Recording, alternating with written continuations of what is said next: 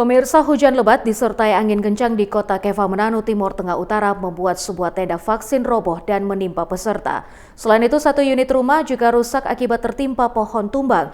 Meski demikian, tidak ada korban jiwa dalam peristiwa ini.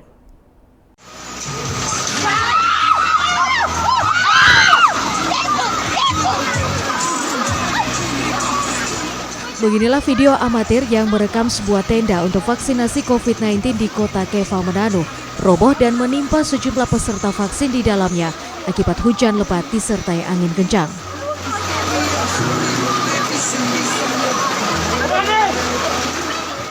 Selain merobohkan tenda vaksin, angin kencang juga membuat sebatang pohon mangga berukuran besar tumbang dan menimpa rumah milik seorang janda lansia di Jalan El Tari, kota Keva. Meski demikian, pemilik rumah selamat dari kejadian naas itu.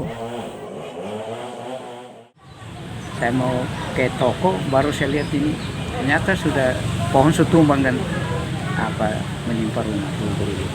Jadi saya dari jalan langsung saya lihat mama saya, cari mama saya dan saya pun ada anak-anak sudah ke ini semua. Jadi rumah ini dihuni oleh siapa? Saya punya mama sama adik yang bungsu. Mama atas nama siapa? Yohana Bana. Yohana Bana. Ya. Waktu kejadian mama tidak berada di rumah atau ini? Di rumah. Oh, mama berada di dalam rumah. Mama tidak kemana. Mama sudah usia 80-an tahun. Oh, iya.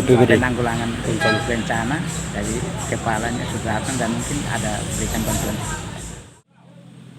Sejumlah kerabat dan tetangga yang mengetahui kejadian tersebut langsung berdatangan dan membersihkan dahan pohon serta mengevakuasi barang-barang yang masih bisa digunakan.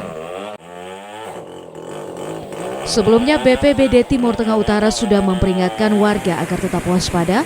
Pasalnya, intensitas hujan disertai angin kencang akan terus meningkat hingga awal tahun 2022. Dari Timur Tengah Utara, Sefnat Besi, tim iNews melaporkan.